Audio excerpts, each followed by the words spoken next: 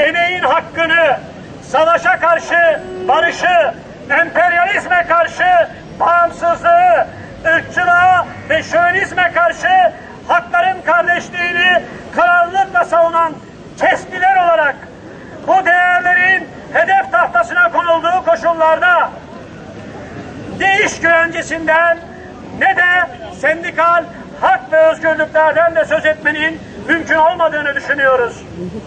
Kamu emekçileri iş güvencesi başta olmak üzere kazanılmış haklarını nasıl sahip çıkıyorsa halkımızla birlikte yaşam alanlarımıza da aynı kararlılıkla sahip çıkmayı sürdürecektir.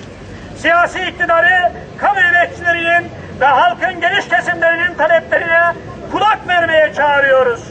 657 sayılı Devlet Memurları Kanunu'yla değiştirerek kadrolaşmayı artırmayı öngören hükümleri derhal hükümet geri çekmelidir.